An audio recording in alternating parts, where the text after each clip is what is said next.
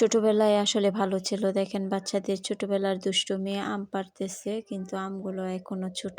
আমাদের দিনগুলো এভাবেই কেটেছে। তো যেদিন গেছে সেদিন তো আর ফিরে আসবে না। যাই হোক, তো গ্রামে যেহেতু বাস করি, তো আমার কাছে অনেক ভালো লাগে এগুলো অনুভব করতে বা ওইখানে সবকিছু স্বচক্ষে দেখতে। আর এদিক দিয়ে আমি রান্নার কাজে চলে আসলাম। এই তো জানালার দিক থেকে বাহিরের দিকে তাকালে গাছে আম ঝুলে আছে আর প্রাকৃতিক দৃশ্য, আর এখানে থেকে আমার রান্নার রুম বাহিরের দৃশ্য অসাধারণ লাগে। বাহিরে মুক্ত বাতাস বইতেছে, তারপরে স্নিগ্ধ কি যে শান্তি লাগে এখানে দাঁড়িয়ে আমার রান্না করতে।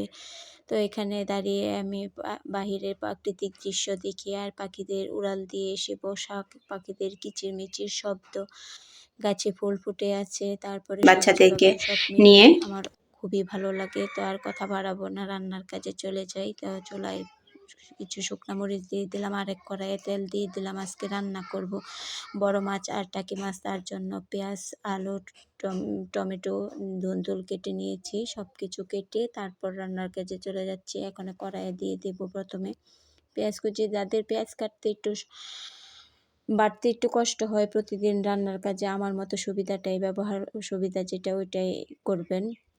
সবসময় তো আর পেঁয়াজ বাটে রান্না করা যায় না। তো পেঁয়াজ দিয়ে দিলাম আর আরেক কড়াইয়ে শুকনো মরিচ ভেজে নিলাম। আজকে রান্না করব টাকি মাছের ভর্তা। তো টাকি মাছের জন্য শুকনো মরিচ ভেজে নিয়েছি, এখন পেঁয়াজগুলোও ভেজে নেব। এখানে পেঁয়াজ ভাজা হতে থাক আর ওই কড়াইয়ে পেঁয়াজ দিয়ে দিয়েছিলাম মাছের জন্য, ওইটা ভাজা হয়ে গেছে। এখন সব ধরনের মশলা দিয়ে দিব। প্রথমে দিয়ে দিব মরিচ, হলুদ, ধনিয়া, লবণ স্বাদ মতো। আর আমরা যেগুলা মানে রান্নায় প্রতিদিন যেইগুলো মশলা ব্যবহার করি ওই মশলাগুলো দিয়ে তারপর সামান্য পানি দিয়ে মশলাটা কষিয়ে নেব। আর এইখানে দেখেন পেঁয়াজের যখন এই জিনিসটা থাকে তখন তো কাটতে তো অসুবিধা হয় এই শক্ত জিনিসটা। তারপরে মনে করেন পেঁয়াজ কাটলে চোখের পানি, নাকের পানি সব একটা হয়ে যায়। আবার কেউ ভয় পাবে না যে চোখের পানি, নাকের পানি একসাথে করে রান্না করতেছি, এরকম কিছুই না। যথেষ্ট পরিষ্কার করেই রান্না করি। তারপরে হচ্ছে এখানে মাছ দিয়ে দিলাম। মাছটা যেহেতু ভাজি নাই, তো মাছটা ভালো করে মশলার সাথে কষিয়ে নিয়েছি। মশলার সাথে ভালো করে কষিয়ে নেব। কষিয়ে তারপর সবজিগুলো সব দিয়ে দেব। সবজিগুলো মশলার সাথে ভালো করে কষিয়ে নেব। আর এই মশলার সাথে কষানো অবস্থায় তারপরে সবজি থেকে পানি উঠবে, ওই পানি দিয়ে সবজিগুলো সিদ্ধ হয়ে যাবে। ঢাকা দিয়ে দিয়েছি। আর এখান দিয়ে টাকি মাছের ভর্তাটা যে বানাবো ওটার পেঁয়াজ ভাজা হয়ে গেছে। তো এখন দিয়ে দিব কিছু আদা কুচি। পেঁয়াজটা ভাজা হয়ে গেলে, তো পেঁয়াজটা ভাজা হয়ে গেছে, এখন আদা কুচি দিয়ে দেব। আদা কুচি দিলে কিন্তু টাকি মাছের ভর্তাটা খেতে এবং তার স্বাদটা কিন্তু দ্বিগুণ হয়ে যায়, একটা ঘ্রাণ আসে, ভালো একটা ঘ্রাণ। তো ভালোভাবে ভাজা হয়ে গেলে তারপরে হচ্ছে পেঁয়াজ আর আদা কুচি দেওয়া, এটা তুলে নেব। তুলে নিয়ে তারপরে হলুদ আর লবণ মাখানো যে মাছটা রেখেছিলাম টাকি মাছ, ওই মাছটা ভালো করে ওই তেলের মধ্যেই ভেজে নেব। হালকা আঁচে ভেজে নিতে হবে আস্তে আস্তে করে। আর ওই দিক দিয়ে যে মাছ কষাইতে দিয়ে দিয়েছিলাম, তো ওই মাছের মধ্যে এখন পানি দিয়ে দেব, ঝোলের পানি। তো হালকা মশলা দিয়ে রান্না করতেছি। অনেকেই বলতে পারেন যে মশলা পেঁয়াজ বাটা দেয় নাই, অন্য আদা রসুন দেয় নাই, তা কেমন হবে খেতে। তো আমার হাজব্যান্ড কিন্তু খুবই পছন্দ করে আমার হাতের রান্না। আমার হাজব্যান্ড না, শুধু বাসার সবাই আমার হাতের রান্না খুবই পছন্দ করে। আর এই তো ঝোলের পানিটা দিয়ে ঢাকা দিয়ে দিলাম। তো এই রান্নার ফাঁকে আপনাদের ভাইয়া ফোন দিয়ে বলতেছে রান্না হয়েছে কি না, কি রান্না করতেছি। তো বললাম টাকি মাছের ভর্তা আর মাছের ঝোল। আর এই দিক দিয়ে দেখেন রান্নার এই দিক পাশ থেকে ওই পাশে তাকালে দেখেন বাহিরের কত ভালো লাগে। তো এখানে যেরকম সুবিধা আছে ওই রকম অসুবিধা আছে।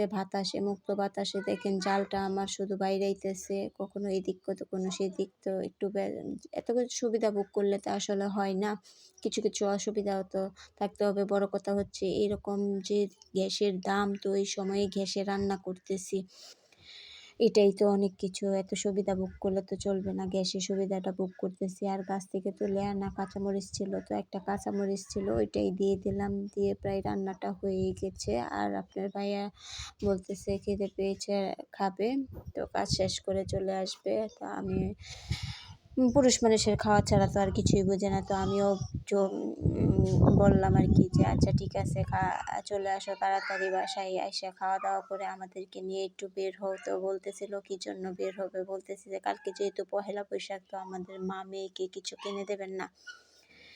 পরে বলতেছে যে আসলে বাসায় চলে আসবো, শরীরটা তেমন ভালো এখন লাগতেছে ভাজা না। এটা পেঁয়াজ, হচ্ছে তারপরে পুরুষ আদা, মানুষের শুকনা স্বভাব, মরিচ, বুঝছেন? লবণ দিয়ে মানে কিছু ভালোভাবে চাইতে কষিয়ে গেলেই নিয়েছি। আর এখানে মাছ বেছে বলে নিয়েছি, আমার শরীর কাঁটা ভালো ছাড়িয়ে নেই, নিলাম। যাতে আর কোনো তো কথাই না এখন বলে। আর এদিক ভালোভাবে দিয়ে আমি মাখিয়ে হাতে ভর্তা বানাবো। পেঁয়াজ আর আর হাতের শুকনা মরিচ ছোঁয়ায় ভালো ভর্তার করে স্বাদ কিন্তু একসাথে দ্বিগুণ হয়ে যায়। চটকিয়ে নিয়েছি। চটকিয়ে লবণ দিয়ে তারপরে বাছা মাছটা, কাটা এই তো ছাড়ানো মাছটা আর মাছের কি ভর্তাটা ভালোভাবে হয়ে গেছে, যা ভর্তায় গ্রান বের হয়েছে বানিয়ে মনে নিয়েছি। আর হয়েছে যে এখনই ভাজা খেয়ে ফেলি এক শুকনা প্লেট মরিচের ভাত। একটা আর ঘ্রাণ, এই যে সাথে তরকারিটাও আদার, নামিয়ে নিলাম। মনে হয়েছিল তরকারির এক থালা কালারটা ভাত খেয়ে ফেলতে কিন্তু পারবো অনেক তখনই। সুন্দর আর হয়েছে, এখানে হালকা পাতলা ঝোল মশলা দিয়ে করেছি, পাতলা একটা তরকারিটা ঝোল করেছি। দেখতেছি তবে অনেকেই ভীষণই বলতে পারেন সুন্দর তরকারি কালার এসেছে, ঘ্রাণটাও পেঁয়াজ অনেক বাটা দেই নাই, কোনো কিছু ভালো দেই নাই, এসেছে। কেমন শেষে হবে। তবে জিরা জিরার শেষে গুঁড়া দিয়ে ভাজা জিরার তরকারিটা গুঁড়া দিয়ে নামিয়ে নামিয়ে নিয়েছি। তো নিয়েছি। আমার খেতে কিন্তু ভিডিওটি ভালো কেমন লাগে লাগলো আর অবশ্যই সবাই কমেন্ট খুবই করে প্রশংসা জানাবেন। করে। ভালো আমার লাগলে হাতেরটা চ্যানেলটি মায়ের কাছে সাবস্ক্রাইব করে কিন্তু পাশে খুবই থাকবেন। পছন্দের। তো আজকের পাশে ভিডিওটি থাকা বেল কেমন আইকনটি লাগলো অন করে দেবেন। কমেন্ট করে পরবর্তী জানাবেন। ভালো নতুন লাগলে ভিডিও নিয়ে চ্যানেলটি আবারও আপনাদের মাঝে সাবস্ক্রাইব করে হাজির হব। পাশে থাকবেন। সেই পাশে থাকা পর্যন্ত বেল ভালো আইকনটি থাকবেন, অন করে সুস্থ দেবেন। থাকবেন। পরবর্তী নতুন কোনো আর ভিডিও কষ্ট নিয়ে করে আবারও ভিডিওটি হাজির দেখার হব। জন্য সে পর্যন্ত অসংখ্য ভালো ধন্যবাদ। থাকবেন, সুস্থ আল্লাহ থাকবেন। আল্লাহ হাফেজ। হাফেজ।